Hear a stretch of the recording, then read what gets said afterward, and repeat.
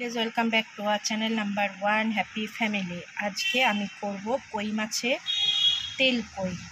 চলো কিভাবে করছি সেটাই দেখে নেওয়া যাক।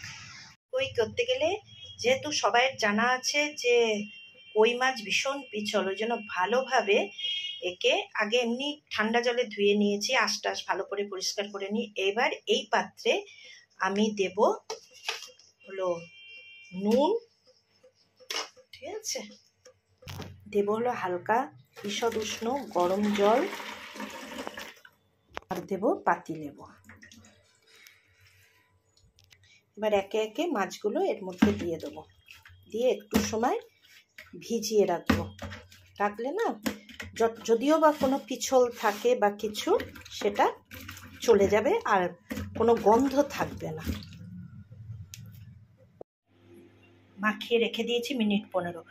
আর তেল কই করতে গেলে যা যা উপকরণ লাগবে সেটা হলো ফোড়নের জন্য লাগবে 2টো শুকনো লঙ্কা, কালো জিরে, এলাচ, লবঙ্গ, দারচিনি, পরিমাণ মতো নুন, আচ্ছা লঙ্কা কুচি, আর এটা হলো আদা লঙ্কার পেস্ট আর কুচানো পেঁয়াজ। আর যে তেলটা দিয়ে রান্না হবে সেটা হলো ইমামির healthy and tasty mustard oil, একেবারে খাঁটি সরিষার তেল। প্যানটা বসিয়ে দিয়েছি আমি, ভালো মতন গরমও হয়ে গেছে। আচ্ছা ফ্লেমটাকে একটু বাড়িয়ে দিলাম। এইবারে দেব সর্ষের তেল, একটু বেশি করেই দেব, যেহেতু হলো তেল কই, নামটাই তেল কই, ওই জন্য তেলের প্রাধান্যটা একটু বেশিই থাকবে। একটু দেখে নিই, হ্যাঁ ভালো গরম হয়ে গেছে। এবারে একে একে মাছগুলো আমি দিয়ে দিই।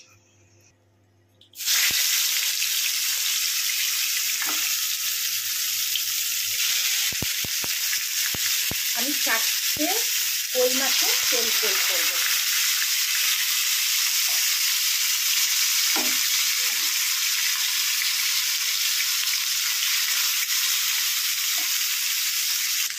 এক পিঠ ভাজা হয়ে গেছে, আমি একে একে উল্টিয়ে দেবো। প্রত্যেকটা এইভাবে উল্টিয়ে দেবো।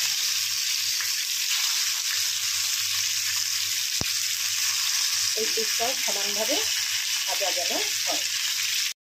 ভাজা হয়ে গেছে, আমার একে একে মাছগুলো আমি তুলে নেব।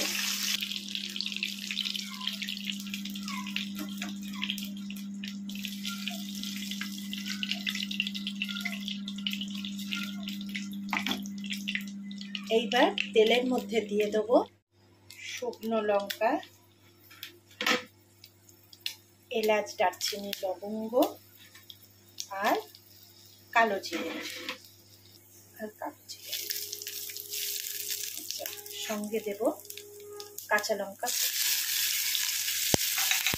একটু নাড়িয়ে নিয়ে হাফ মতন নুন, একটু নাড়িয়ে নিয়ে হাফ মতন দেব নুন। এইবারে কুচিয়ে রাখা পেঁয়াজ,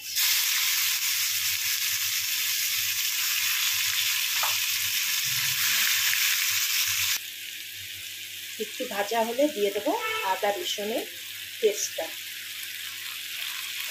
ভাজা ভাজা না করলে না আদা রসুনের গন্ধ দেবে। একটু ভাজা ভাজা হলে সব মশলাগুলো আমি অ্যাড করে নেব।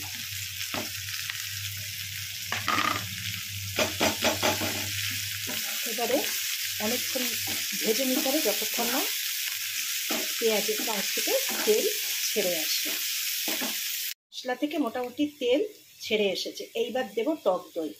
এটা অতি প্রয়োজনীয় নয়, কেউ পছন্দ যদি না করে থাকেন বা থাকুক যে টক দইটা আমরা পছন্দ করি না, তারা টক দই নাও দিতে পারে।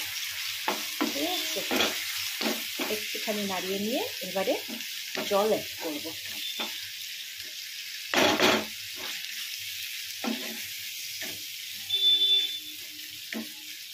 মোটামুটি তেল ছেড়ে এসেছে।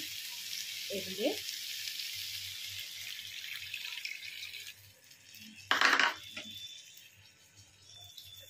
জল দিয়ে একটু ফুটতে দেওয়ার জন্য ওয়েট করব। আচ্ছা, যখন ফুটতে শুরু হবে বা হয়েছে, আমি একে একে মাছগুলো অ্যাড করে দেব।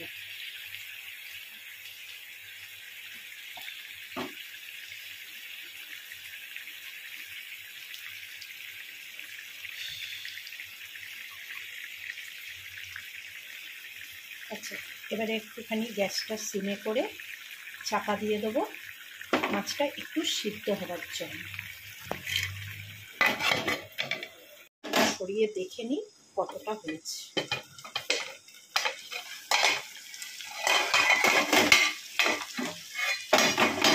বাহ, দারুণ হয়েছে।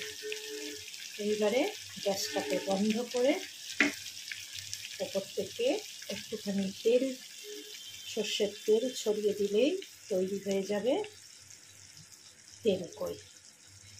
চলো, রেডি টু সার্ভ তেলকই।